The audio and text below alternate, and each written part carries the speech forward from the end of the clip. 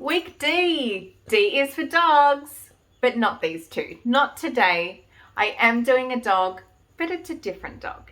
Let's get into it and you can find out who. Time to get the paints out and get this painting started. And I am completely out of black, which explains my little shopping trip the other day. I did do a video on my art haul. I will link the video in the description box below if you're keen to check it out. This week's painting is all based around my old dog Daphne. Daphne was a boxer cross bulldog and boy was she a princess. Daphne hated the cold. She even had an electric throw blanket on her dog bed. Yep, that's right. And it gets worse. When I went to bed, I would of course turn her electric blanket off, which she hated. But if she woke up in the middle of the night and her head wasn't under the blanket, she would cry until I got up and put it back over her. But I have to admit, even though I hated waking up at 3 o'clock in the morning, it was the cutest thing ever. One night, I managed to get a recording of her, and here it is.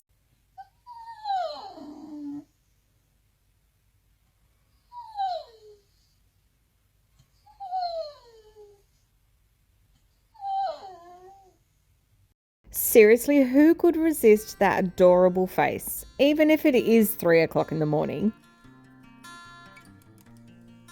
I swear in that video, she's looking at me like, stop holding the phone up to me and cover me up already.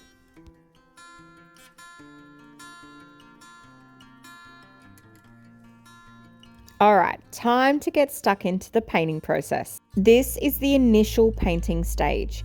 I'm laying down the colours and paying attention to specific markings and details, like these around the eyes and around the mouth. In this next stage, I'm getting some texture of the fur and the direction of the fur using the dagger brush. I love this brush and it's my new obsession.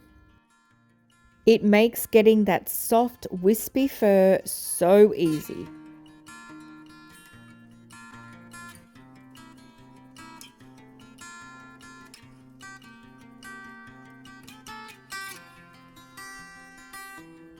While I'm using this brush, I'm swapping back and forth between the light, the medium and the dark tones.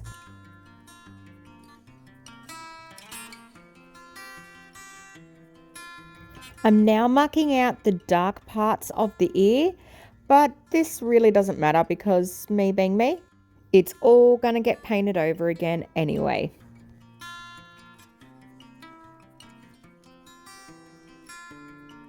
Here I am laying down some dark grey, which will be the shadows under the white fur. But once again, it doesn't matter, I'm going to paint straight over it. Why do I do this to myself? Why do I keep changing my mind? It makes the painting process go so much longer.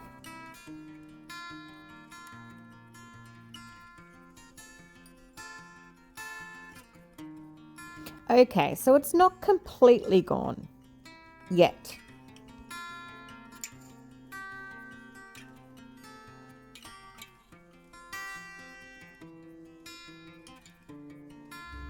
Time to start working on the face.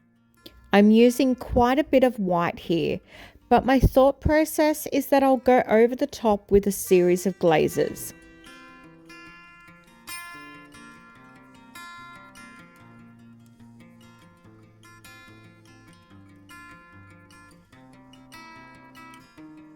It was at this moment he knew he f***ed up. Guess what? I have had trouble with the face again.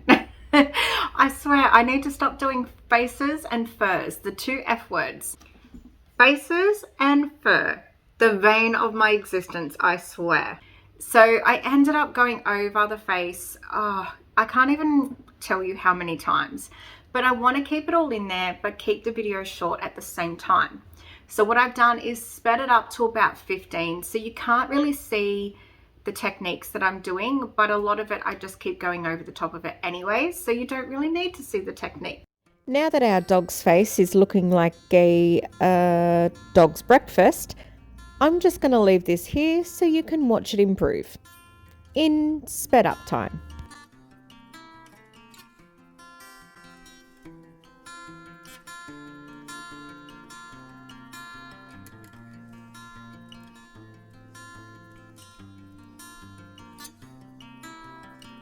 Phew, okay, we've recovered from the dog's breakfast, dog's face scenario. And what better way to keep myself in a good mood than to do the eyes? We all know how much I love them. Although in this painting, there's only one eye. The left eye has been replaced with a dial, an oven dial to be exact. I will, however, be painting the surrounds to the dial the same way I have painted the right eye.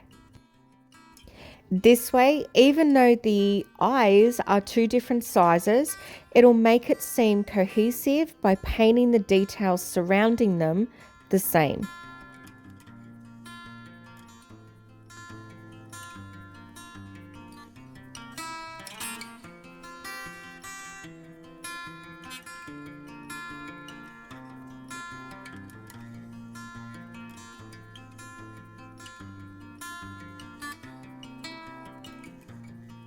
Now to get painting on the dial, I'm painting it all in a base coat of white first.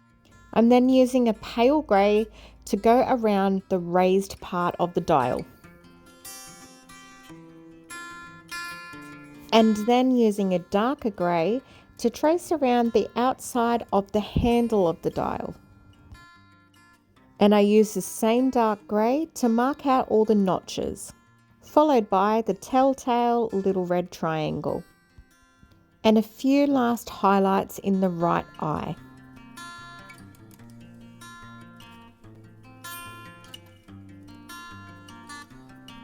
Let's add in those pearly whites and really complete the mouth.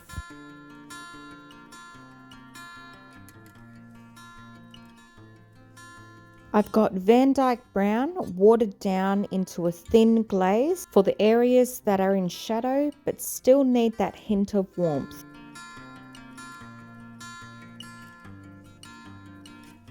And now I've got Naples Yellow Hue watered down for a light glaze.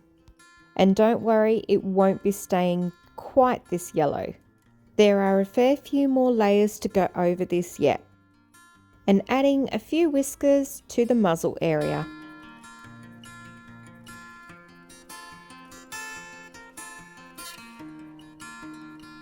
I'm giving the antlers a base coat of Naples Yellow Hue. Most of this probably won't be seen in the final layers, but it does add a little warm touch to the underpainting. And I changed my mind and made a series of light greys and dark greys for the underpainting instead. I felt the deer antlers needed a bit more of a cooler touch. And now I'm going in with the Van Dyke Brown glaze again and have added white to the Van Dyke mix for those lighter areas.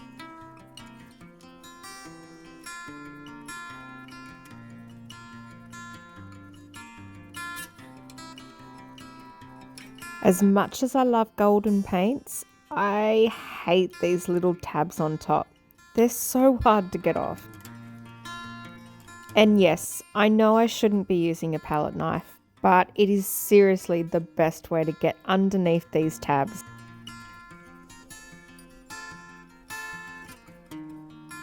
Look at all that green.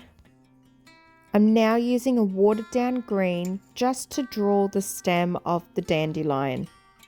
Once I was happy with the position, I base coated it in a solid green and then added in some yellow-green highlights.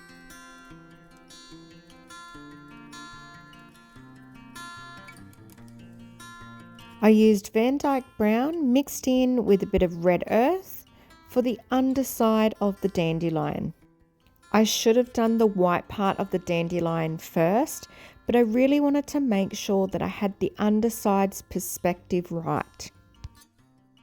So then completed the white and touched up any areas that I might have gone over the top of. And now moving on to the dice. I'm base coating them in a solid white first.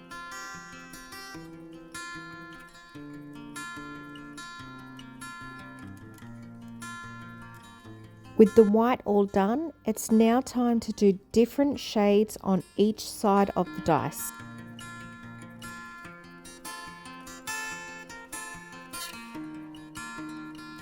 This doll is actually based off a rag doll that my nan made for me when I was a really little girl. My rag doll's name was Jemima. And yes, for those in Australia, I did get the name off of Play School. Actually, this is Jemima number 2. I lost my original Jemima doll, and to tell you that I was devastated is an understatement.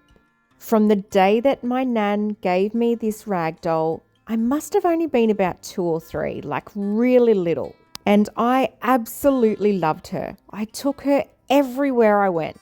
And one day I had gone to the park and taken her with me, pushing her around on the swings as little girls do. I vividly remember that night my dad came in to say goodnight to me. And as always, he asked what doll or teddy I would like. And I asked for Jemima. As soon as I said her name, I knew I didn't bring her home from the park. And after a quick look on the shelves, my dad turned around and said he couldn't find her. I instantly started crying. My mum come in to see if I was okay, and my dad told her that I had left Jemima at the park. The very next day, we rushed down to the park in hopes that she would still be there, but she wasn't. Knowing how much I loved Jemima, the next Christmas I was surprised by another handmade doll from my nan. It's funny the things you remember. Like these eyes, I distinctly remember her eyes. Once I had finished this painting, I was showing it to my mum, and the first thing she noticed was, geez, that doll looks like Jemima. I guess she was a pretty memorable doll for everybody. I kept Jemima number 2 with me until I had kids of my own. But sadly, in 2013, my house burnt down, and once again, I had lost my Jemima.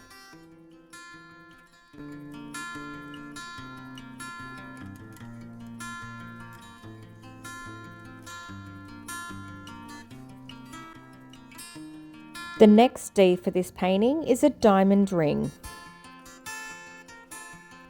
and a door.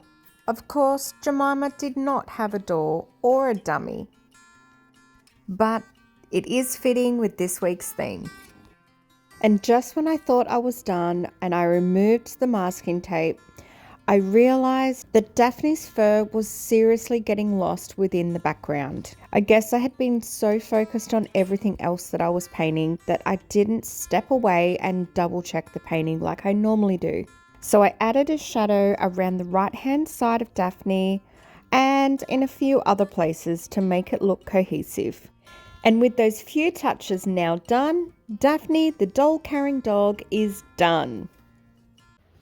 And she's done. I hope you enjoyed today's video.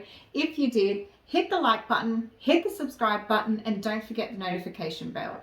That way you'll get notified every time I upload a new video. Yes, I do have a new backdrop, but I have just finished doing a little overhaul on my art space.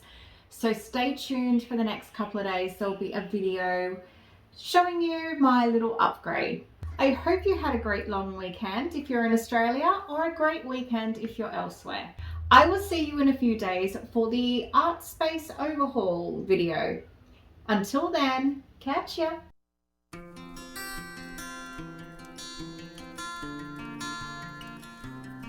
Every time I upload a new... That way... No. That's it for this week.